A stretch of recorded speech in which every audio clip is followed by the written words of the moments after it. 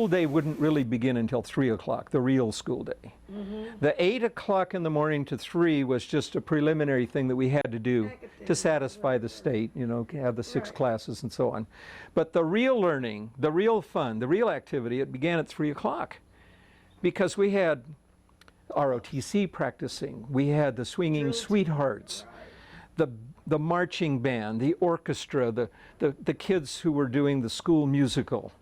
Forensics was practicing at least 2 hours every day. Journalism, Erdman's kids were running around for a yearbook, taking pictures. The student council was making signs. There was so much activity going on at that school. When they put on these plays for, the musicals, so those students would stay there till 12 o'clock at night.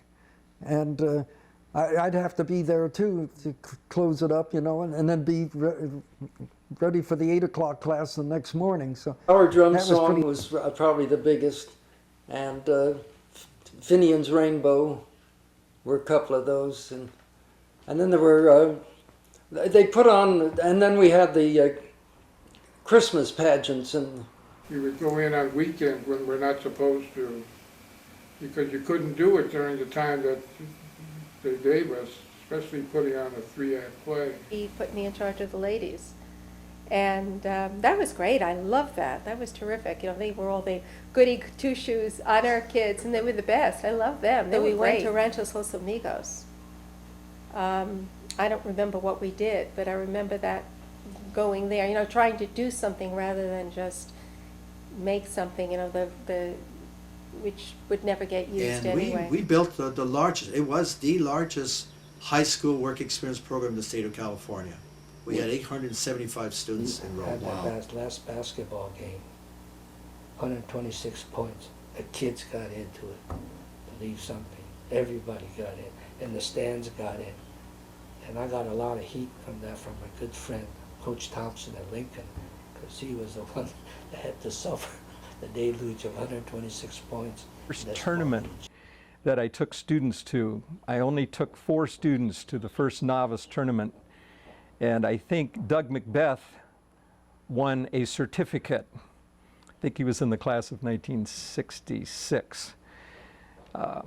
3 years later, we were probably the best forensics program in the entire city, proven by the fact that we won sweepstakes at nearly every tournament we attended, beating such schools as Beverly Hills and, of course, Marshall.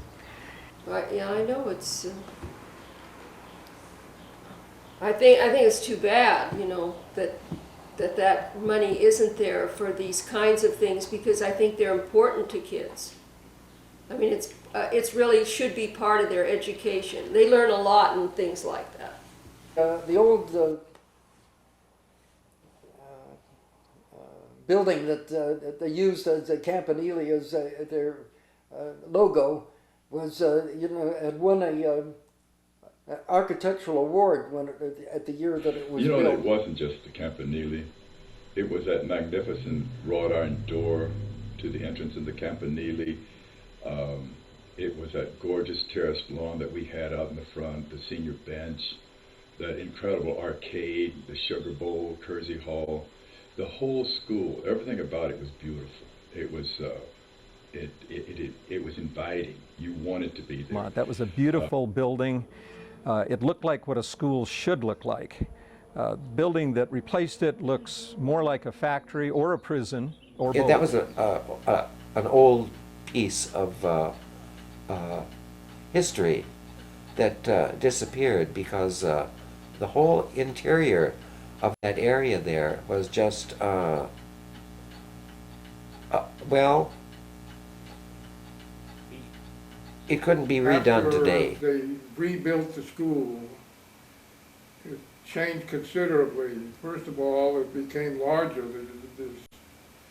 The number of students that were attending were greater, and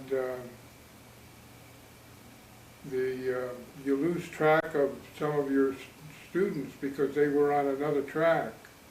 You're on A track and they're on B track, and the student council is just, the members of the student council are there, but the students are off track, and a lot of the activities that brought the students together that were cohesive became difficult. But the old Belmont was a place where you wanted to be, and what we call the new Belmont, although it's already 40 years old now, the present campus is a place where you had to be.